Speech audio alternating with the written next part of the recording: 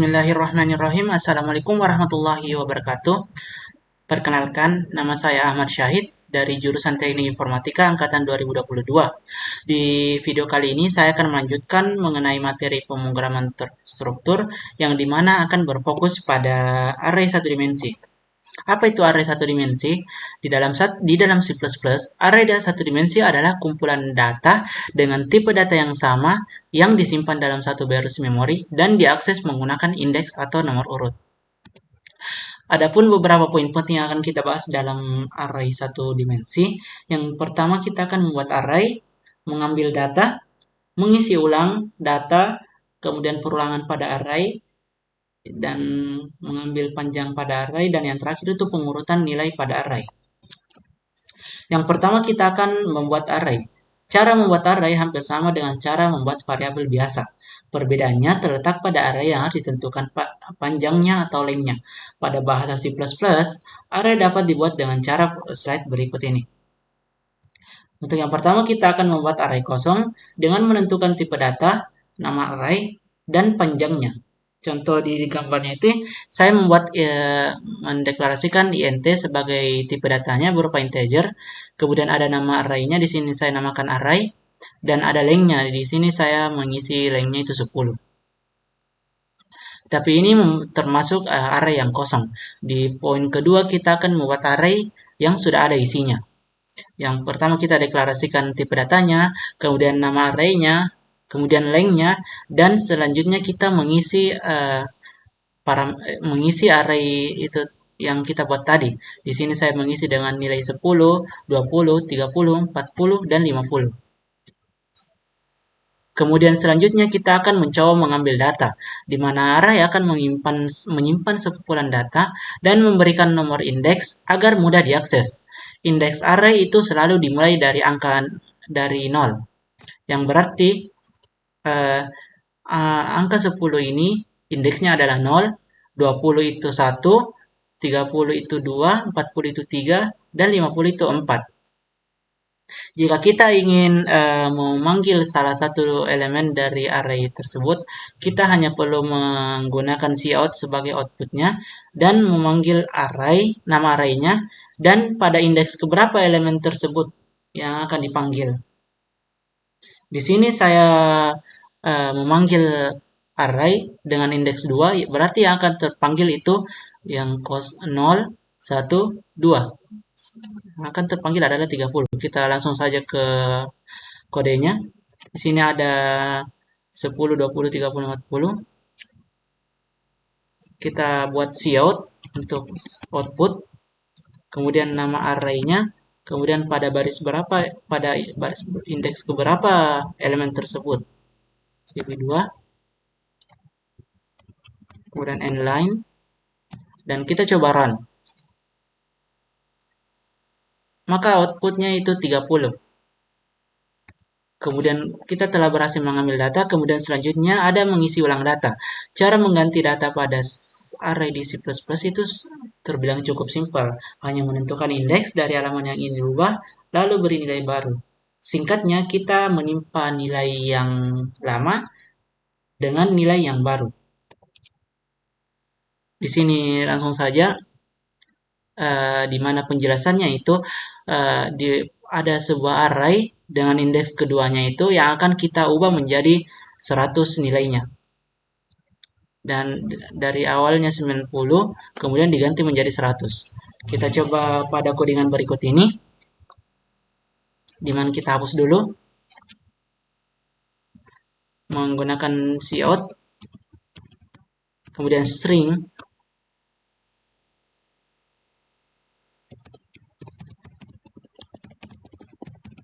Diganti. Kemudian kita pilih indeks keberapa. Misal saya akan mengganti 30. Berarti kita ngisinya dengan indeks kedua. Kemudian endline. Kemudian di sini kita menimpanya dengan nilai yang baru. Caranya cukup simple. Kita hanya memanggil nama array-nya. Kemudian indeks keberapa. Dan kemudian kita isi dengan nilai yang baru. Di sini saya akan mengisinya dengan nilai 80. Kemudian kita cout lagi untuk menampilkan outputnya. Kemudian nilai setelah diganti.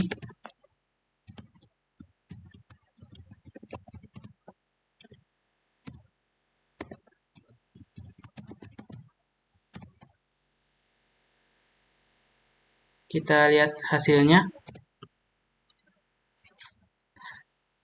Dan indeks kedua berhasil kita ubah nilainya dengan nilai yang baru. Kemudian slide selanjutnya ada perulangan pada array. Perulangan pada array di C++ digunakan untuk mengakses atau memproses semua elemen array satu persatu secara otomatis, tanpa harus menulis satu persatu kode secara manual. Contoh sederhananya ada di slide berikut.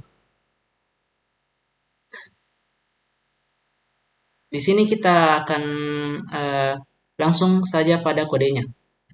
Kita hapus ini karena kita telah berhasil mengubah nilai arraynya. Kita clear. Kemudian kita melakukan perulangan for. Kita mendeklarasikannya dengan tipe data integer. Kemudian i sama dengan 0, di mana artinya kita akan memulai dari 0. Kemudian ada i lebih kecil dari 5, yang berarti akan melakukan perulangan sebanyak 5 kali. Kemudian i++ itu melambangkan penjumlahan. Dan kita buat kondisi di dalamnya, cout, kita tambahkan string nilai array ke i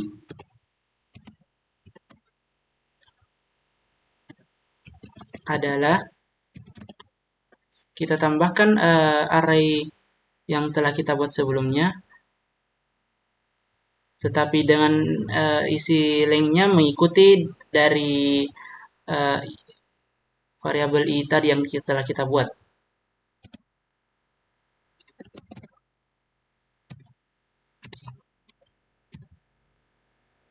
Kita tambahkan endline. Coba kita run.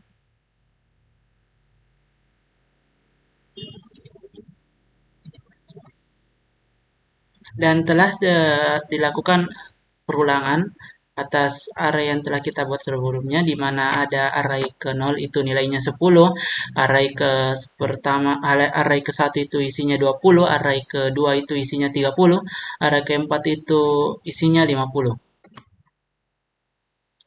Dan kita telah berhasil melakukan perulangan di dalam array. Kemudian selanjutnya mengambil panjang array.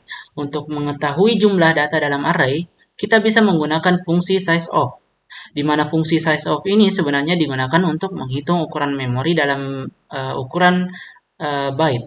Tetapi bisa juga dipakai untuk menghitung jumlah elemen array dengan cara kita membuat sebuah fungsi main, di mana di dalamnya ada sebuah array. Kita buat saja di sini. Kita hapus. Kemudian kita membuat sebuah fungsi yang dimana dengan nama panjang akan menghitung berapa total elemen yang ada di dalam array kita. Di sini kita memanggil fungsi sizeof.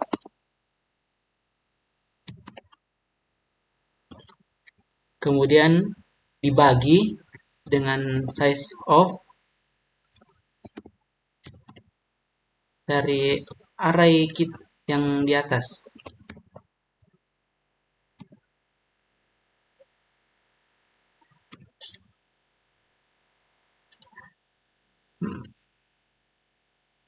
Kemudian kita melakukan cout untuk menampilkan outputnya. String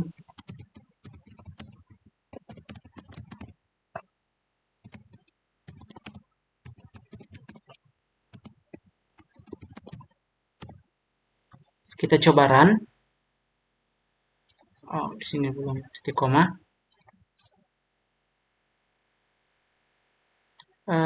Apa yang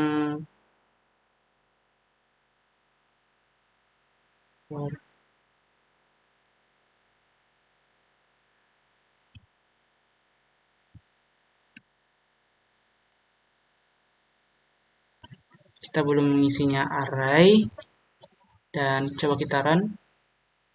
Nah, maksud dari fungsi panjang ini, size of array, itu kita menghitung total berapa byte yang ada di dalam array kita, di mana satu byte-nya itu dihitung 4. Jadi misalnya 4 byte, kemudian dikali berapa jumlah elemen yang ada di dalamnya. 10, 20, 30, 40, 50.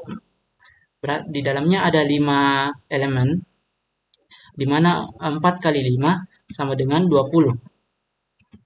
Jadi isi dari size of array ini adalah 20.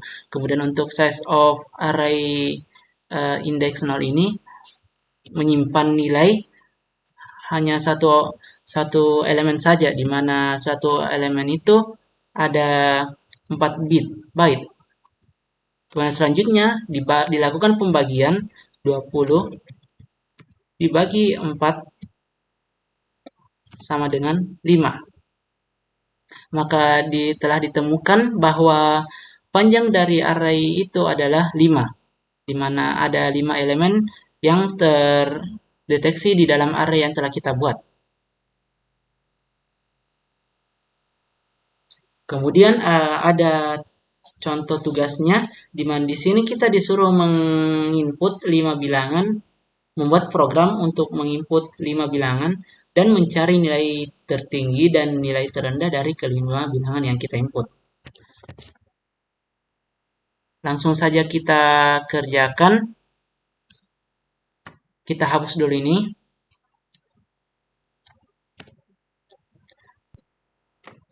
Baiklah, yang pertama kita akan mendeklarasikan sebuah array yang akan menampung 5 bilangan kita nantinya. Integer array dengan lengthnya itu 5. Kemudian kita membuat variabel yang akan menampung nilai max-nya dan nilai minimumnya. Integer nilai max dengan nilainya itu array 0. Secara defaultnya itu akan isi dari nilai max-nya itu adalah indeks ke 0. Begitupun dengan nilai min.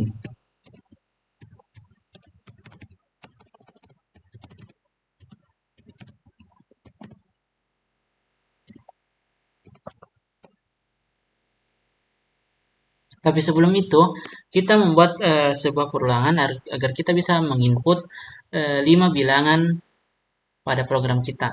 Di sini saya pertama melakukan perulangan. Integer i sama dengan 0. Berarti kita akan melakukan perulangan mulai dari indeks 0. Kemudian i lebih kecil dari 5. Akan melakukan perulangan sebanyak 5 kali. Kemudian i++ sebagai penjumlahannya. Kemudian ada di dalam perulangan itu kita cout string, masukkan bilangan ke,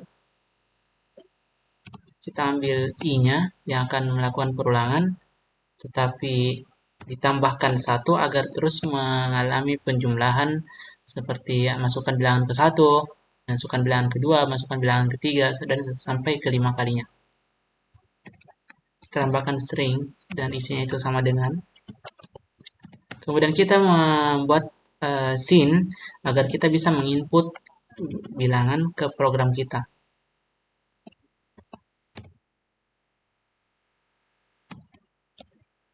Kita isi dengan nilai i.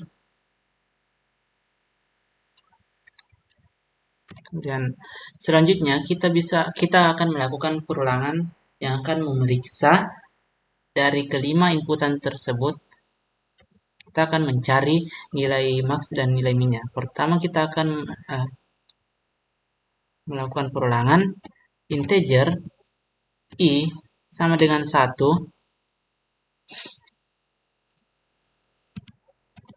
Kemudian i lebih kecil dari 5. Kemudian I++ dan dengan dalamnya kondisi jika array I-nya lebih kecil dari nilai min, maka nilai min-nya akan berubah.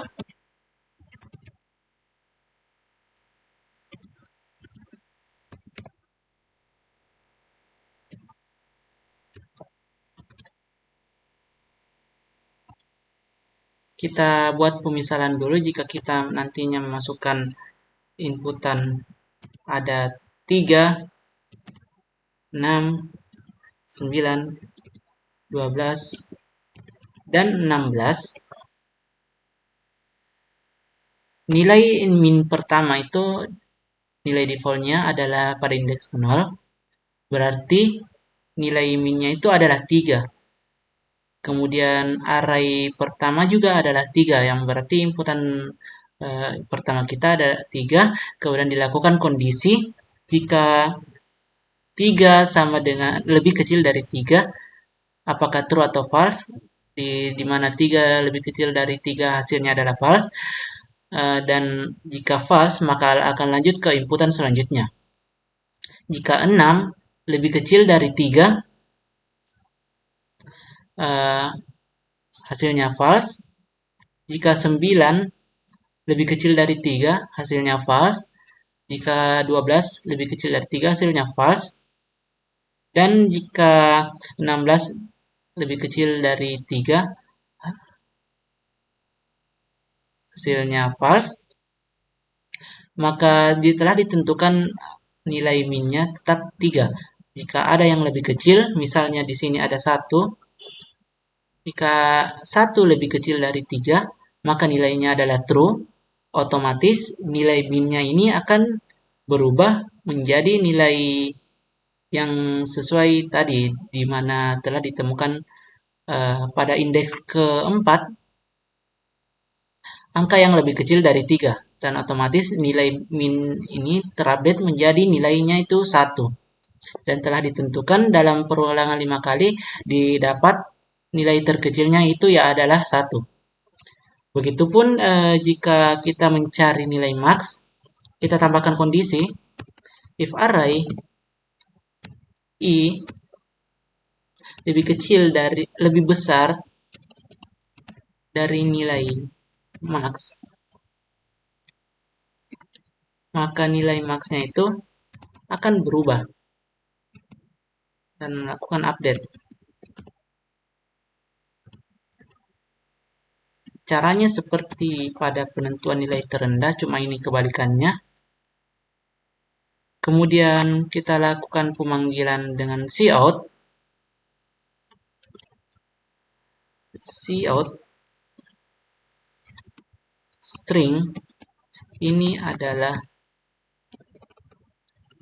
nilai terendah adalah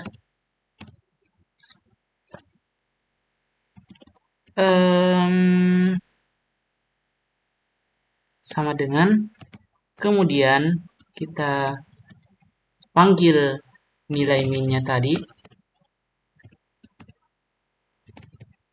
min, kemudian endline agar tercipta baris baru, kemudian kita memanggil nilai max-nya juga.